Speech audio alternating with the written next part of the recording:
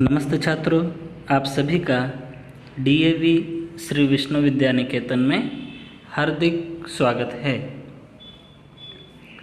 मेरा नाम टी संतोष, कक्षा 7वीं, विषय हिंदी, और आज का जो अपना पाठ है वो है सच्चा दोस्त।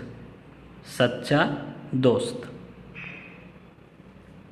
देखिए, आपके सामने एक चित्र दिखाई दे रहा है और चित्र देखकर बताइए चित्र में कौन क्या कर रहा है।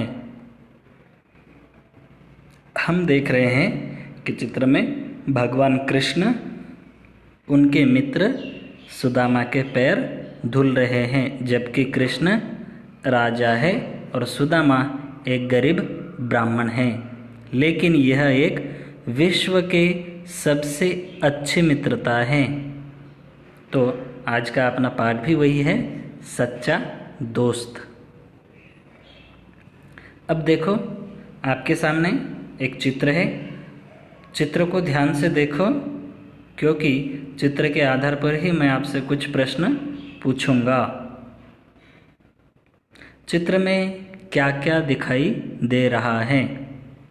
चित्र में आपको जो जो चीज़ें दिखाई दे रही है उसका नाम बताना है। चित्र में क्या क्या दिखाई दे रहा है? उत्तर: चित्र में गाय, खरगोश, लड़के, लड़की, पेड़, पौधे, फूल, चिड़िया, झूला आदि दिखाई दे रहा है। अगला प्रश्न देखो, पेड़ के बारे में कुछ बताइए। पेड़ में कुछ बताना है। तो पेड़ हमें फल देता है, पेड़ हमें छाया देता है, पेड़ हमें फूल देता है, पेड़ हमें लकड़ी देता है और प्राणवायु को शुद्ध करता है। जो वायु है उसे भी वो शुद्ध करता है, शुद्ध प्राणवायु देता है। वे आपस में क्या बातें कर रहे होंगे? जो लड़के और एक लड़की है, वे आपस में क्या बातें कर रहे होंगे? वो आपस में बात कर रहे होंगे कि पेड़ कितना अच्छा है, वो हमें सब कुछ दे देता है। पेड़ से हमें बहुत कुछ मिलता है, तो पेड़ ही हमारा सच्चा दोस्त है। ऐसे वे बातें कर रहे हैं और पेड़ के नीचे छाया में आनंद से खेल रहे हैं। अब देखो, हर पाठ में छात्रों के लिए कुछ सूचनाएं होती हैं। पाठ के चित्र देखिए, चित्र के आधार पर कल्पना कीजिए कि पाठ में क्या बताया होगा। Have to see that picture carefully and think about what topic in this lesson. इस लेसन के अंदर किस विषय पर चर्चा की गई है। यह पाठ पढ़िए, समझ में न आने वाले शब्द और वाक्य रेखांकित कीजिए। जो शब्द, वर्ड्स और sentence, suppose are you not understand, so you have to underline that word and sentence. समझ में न आने वाले शब्द और वाक्यों के बारे में मित्रों से चर्चा कीजिए। Which word and sentence are you not understand, so discuss with your friends. समझ में न आने वाले शब्दों के अर्थ शब्दकोश में ढूंढिए। शब्दकोश में अर्थ ढूंढिए। सपोज सम हार्ड वर्ड्स, तो you have to search in your dictionary. तो अब देखते हैं पाठ को। एक पेड़ था, उसका एक सच्चा दोस्त था, उसका नाम अमर था।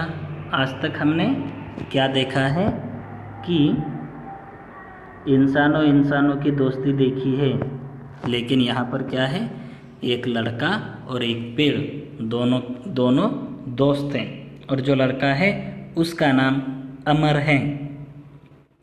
दोनों आपस में बहुत प्यार करते थे। दोनों आपस में कैसे प्यार करते थे? तो हर दिन क्या है, अमर शायद पेड़ को पानी डालता होगा, उसकी वजह से दोनों में मित्रता हो गई। इसलिए पेड़ भी अमर से बहुत प्यार करता था। हर रोज़ अमर पेड़ के पास जाता था। जिस प्रकार हम अपने दोस्त के पास में जाते हैं, हर दिन अपने दोस्तों से मिलते हैं, तो अमर का दोस्त कौन है? पेड़। तो वो भी हर दिन अपने दोस्त से मिलने जाता था। वो हर दिन पेड़ के पास जाता था, उसके फल खाता था। पेड़ है तो पेड़ को फल भी होते हैं, तो अमर क्या करता था, जब उसे भूख लग जाती तो वो पेड़ के फल तोड़कर खा लेता। उसके पत्ते इकट्ठे करता था। क्या करता, जब वहाँ पर वो खेलता तो खेलते खेलते अकेला है, साथ में पेड़ है, तो दोनों क्या खेलेंगे। तो अमर क्या करता था, जो पेड़ के पत्ते नीचे गिर जाते हैं, जो पीले होकर, उनको इकट्ठा करता था। इन पत्तों की माला बनाता था। फिर वो क्या करता था, जो पत्ते हैं उनकी माला, गार्लैंड, माला ऐसे वो बनाता था। इस प्रकार का खेल वो खेलता था। पेड़ के तने पर चढ़ता था। कभी कभार क्या होता, ऐसे खेलते खेलते वो पेड़ के ऊपर भी चढ़ने की कोशिश करता। तना मतलब ज़मीन से ऊपर का हिस्सा और टहनियों से नीचे का, उसे तना कहते हैं। उसकी शाखाओं से झूलता था। शाखाएं, ब्रांचेस, जो पेड़ की शाखाएं होती है, कुछ पेड़ ऐसे होते हैं उनकी शाखाएं ज़मीन के पास में नीचे आ जाती है, हम उसे नीचे से पकड़ सकते हैं। तो वैसे ही इस पेड़ की भी शाखाएं ज़मीन के पास में आई होगी। तो अमर क्या करता था, उनको पकड़कर झूलता था। जैसे हम पकड़ते हैं और जंप करते हैं, उसी प्रकार वो भी करता था।